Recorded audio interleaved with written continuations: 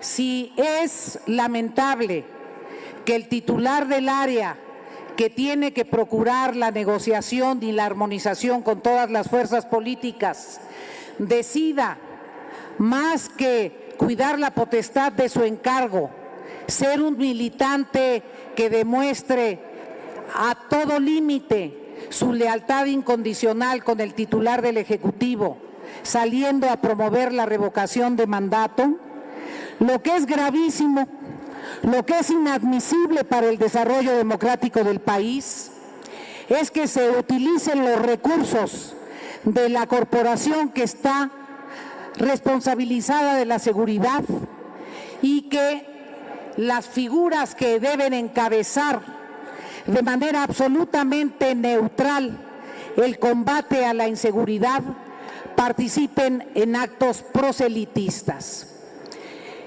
Creo que estamos jugando algo mucho más trascendente que el nombre de Adán Augusto o el nombre del general Bucio.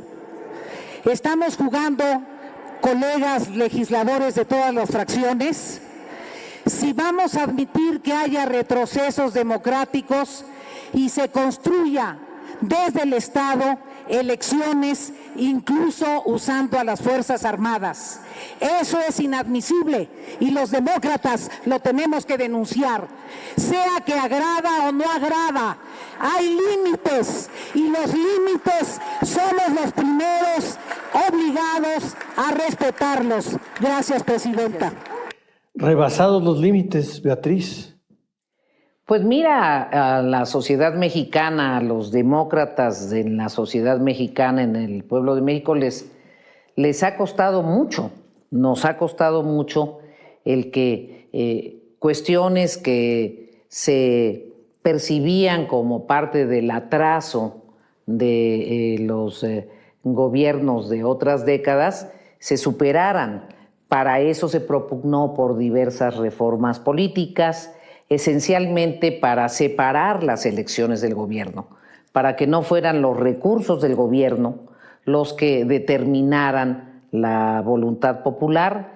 Y me sorprendió que quien tiene la misión de cuidar las relaciones con todas las fuerzas políticas, de propiciar una gobernabilidad democrática, pues tuviera que atender la consigna de que todos tienen que demostrar su lealtad, no importa el costo, por encima de las instituciones, y sí creo que hay límites y que es indispensable respetarlos. Pero subrayas mucho el uso de las Fuerzas Armadas, un general en un acto político. Pues ese sí es un tema crucial en la historia del Estado mexicano. Nosotros hemos hecho un esfuerzo de décadas con un ejército del que nos sentimos orgullosos los mexicanos por su rol nacionalista, pero básicamente por su convicción de estar subordinados al gobierno civil. En ese sentido, imagínate lo que pueden sentir los ciudadanos si ven que las corporaciones policíacas o las instituciones armadas participan en las movilizaciones de las elecciones. Es inadmisible, es un retroceso enorme y además lesiona el prestigio de las Fuerzas Armadas. Pero vemos un protagonismo del ejército, más allá de lo administrativo u operativo, es decir, construyendo un aeropuerto, construyendo un tren, vigilando las aduanas, pero tienen también una preeminencia en la tarea de seguridad, es decir, vemos una presencia del ejército que no sé si tú recuerdas de esta dimensión en las décadas recientes. Evidentemente es un papel inédito en la trayectoria del ejército mexicano, pero es una voluntad presidencial. No olvidemos que el ejército sigue instrucciones del titular del Poder Ejecutivo, que en nuestro régimen constitucional es el comandante supremo de las Fuerzas Armadas. Lo que habría que preguntarnos no es sobre el ejército, lo que habría que preguntarnos es cuál es la intencionalidad de esta voluntad presidencial, y habría que preguntarnos si estos procesos no desnaturalizan las funciones básicas del ejército que señala nuestra Constitución. Por otro lado, hay temas que sí son esenciales y que nosotros vamos a propugnar porque se respeten. El hecho de que la Guardia Nacional o lo que vendría siendo la corporación policíaca de seguridad más grande del país sea una corporación castrense, yo creo que es un asunto que amerita un debate profundo, un debate nacional, porque cambia la naturaleza del ejército y cambia también las características de la función policíaca. Son formaciones diferentes las de los policías que las de los militares. Yo lo digo con enorme respeto, lo digo con prudencia, pero no dejo de señalar que este es un debate que se tiene que dar en la sociedad y que no podemos desnaturalizar al ejército mexicano en función del mandato constitucional vigente. Pero están ahí, los generales hablan a favor de un proyecto del gobierno, el de la que denominan la Cuarta Transformación, es decir, están ahí y están en los hechos haciendo política, hablando sobre el poder civil. ¿Tú estarías de acuerdo en que hubiera una libertad política plena dentro del ejército? No solo con los generales, sino también con los soldados, que hubiera debate de los partidos, que los soldados tuvieran libertad para elegir por qué partido optan, por qué candidato o por ninguno. Bueno, los soldados son ciudadanos y como ciudadanos ejercen su sufragio. Nadie inhibe esa libertad, tienen una condición ciudadana como todos que respetamos. La diferencia es el papel de la corporación y hay un código de ética militar que es el que ciñe la vida interna de la corporación, y en el código de ética militar vigente hasta ahora se señala que deben de abstenerse de manifestaciones políticas. En ese sentido, evidentemente, en cada régimen los niveles de la jerarquía castrense son leales al titular del Poder Ejecutivo en su condición de titular del Poder Ejecutivo, no en su condición de líder político de un partido o de un movimiento, sino en su condición de titular del Poder Ejecutivo. Por otro lado, históricamente, los militares han estado más cercanos al PRI que a otros partidos. No olvidemos que varios generales fueron presidentes del PRI en distintos momentos de la historia del PRI. Entonces, es un asunto que tiene que ver más con la corporación, con la institucionalidad, con el Código de Ética Militar, y desde luego no se puede desconocer la capacidad que como ciudadanos tienen los militares de cualquier jerarquía. Segundo, que fue muy grave, utilizar un avión de las Fuerzas Armadas, como está integrado la Guardia Nacional, aunque formalmente sea de un mando civil, todos sabemos, porque es otra de las ilegalidades bajo las cuales está operando este régimen. El orden civil lo ha pisoteado y ha privilegiado el orden castrense sobre mandos civiles. Ahorita podríamos hablar de eso. Pero de lo que estoy yo hablando en este momento es utilizar recursos, equipo de las Fuerzas Armadas y a personal armado con uniforme e insignias en un acto partidista. Esto nunca lo habíamos visto. A ver, más allá de eso. Pero si me dejas nada más hacer un apunte.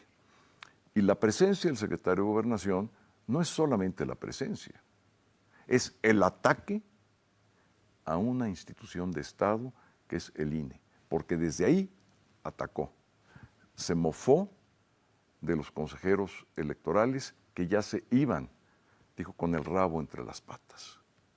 Es el secretario de Gobernación, atacando a las instituciones democráticas que nos han costado mucho tiempo construirlas, perfeccionarlas y que han sido baluartes de este periodo de apertura democrática o de transición democrática que hemos vivido. Más allá de lo que sabemos que está haciendo el ejército, de este protagonismo que tiene como constructor de un tren, como constructor de un aeropuerto, como administrador y vigilante en las aduanas, como participante o eje de la política de seguridad pública, además de eso que conocemos, vimos ya, como lo comentas tú, que hay un militar inmiscuido en un acto político, pero también vemos que empiezan a hacer política.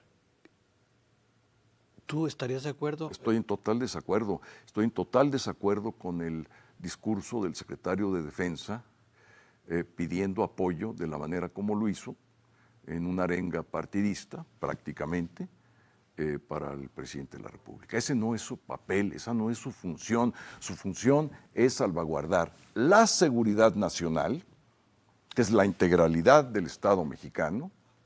Su función es salvaguardar la seguridad interior, que es otro concepto que tiene que ver con la funcionalidad de nuestras instituciones, y estar presto a coadyuvar para que el país esté pacífico bajo un mando civil. Son sus funciones. Eso lo sabe el alto mando, lo saben los generales, lo saben los almirantes, que ellos no son obreros, no son constructores, no son arquitectos, no son aduaneros. Ellos tienen la función casi más sagrada, diría yo, de un Estado, que es salvaguardar nuestra soberanía. ¿Y qué es la soberanía? Es la libertad del pueblo. Es la libertad para autogobernarnos, es la libertad para ir a votar, es la libertad para revocar un mal gobernante en un revocatorio auténtico, es la libertad para que un ciudadano pueda ser un candidato independiente, llegar al Congreso y hablar con la libertad y la independencia que le da la Constitución. Esa es la soberanía, eso es lo grave. Y están distrayendo recursos, capacidades, equipo y personal para otros fines que además puede hacer perfectamente el orden civil. ¿Cómo define saliente? Otro rasgo que preocupa dentro de estas transformaciones políticas o modificaciones políticas que tenemos es el papel del ejército. Más allá del tema administrativo u operativo de construir un aeropuerto, de construir un tren, de vigilar las aduanas, ya vimos que un general estuvo en una reunión política, es decir, el ejército tiene un protagonismo, creo que no lo negarás, Mario, que no había tenido en otras épocas. ¿Qué te significa a ti, que sabes lo que ha sido el papel del ejército en el país, este papel protagónico y esta intervención del ejército en tareas de seguridad pública? Hay un reconocimiento muy grande de la gente al ejército. El ejército es una de las instituciones más queridas por el pueblo de México. Hace 3 años, Roberto, estábamos con el gran debate de la Guardia Nacional, el riesgo de la militarización, el fantasma de la militarización. Hoy la Guardia Nacional, en cualquier lugar la reconocen, y no solo la reconocen, la piden. No hay presidente municipal que vayas, que tenga algún problema de seguridad, que pida a la Guardia. No hay un gobernador que tenga alguna crisis que pida a la Guardia. Se tiene un gran reconocimiento. La Guardia está empezando a regresarle la paz a las comunidades en México. Y hace 3 años estábamos con el fantasma de la militarización. Parece que eso ya ha quedado claro, que el ejército se le da una función y la cumple. El gran capital que tiene el ejército, justamente, su columna vertebral es la disciplina, la lealtad, el patriotismo. Ahora, dan otro ejemplo en el caso del aeropuerto Felipe Ángeles. La verdad es que es una hazaña lo que hicieron. Construir un aeropuerto en 29 meses con 1/3 del costo del que costaba el otro es verdaderamente extraordinario. Es un aeropuerto de clase mundial. Entonces, ¿por qué tenerle miedo al ejército? No, no es miedo al ejército, sino si él está sirviendo a un partido. No, hombre, le está sirviendo al país. El aeropuerto no es de Morena. La Guardia Nacional no es de Morena. Es del país. La Guardia Nacional le sirve a México. El aeropuerto le sirve. Es una institución del Estado, no es una institución de un partido. En ese sentido, Mario, más democracia. Ahora te doy otro dato, fíjate. Normalmente el ejército tenía un diputado federal y la Marina otro. Ahora no, el ejército no tiene. Tenía un gobernadores diputado incluso. federal. Ahora hay un diputado que viene, un almirante retirado de la Marina, ¿no? Así no, el ejército no participa en política, sabe cuáles son sus Pero límites. participa en el poder, participa en las decisiones de poder. En ese sentido te quiero comentar, te quiero preguntar, ¿ustedes estarían de acuerdo en que hubiera democracia en el ejército? Es decir, propaganda política en los cuarteles, debate de candidatos en los cuarteles, que así como la jerarquía militar tiene opciones de tomar posiciones políticas, los soldados tuvieran esa libertad. Pues son ciudadanos. Pero no, Digo, no hay tal vez- debates tal vez en el ejército para que ellos puedan decidir si están con un partido, con otro o con No, ninguno. eso es distinto. El manejo institucional es diferente del debate que pueda haber entre los integrantes.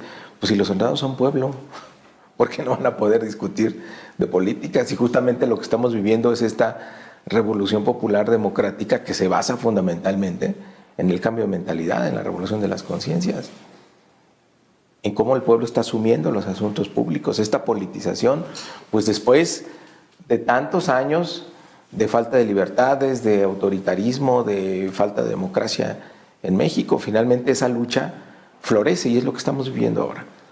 Por eso es la cuarta transformación. La primera transformación, la independencia de México, fue una revolución patriota, ¿no? Donde surgimos como país. La segunda es la revolución liberal. La tercera es una revolución social y ahora estamos viviendo la revolución democrática.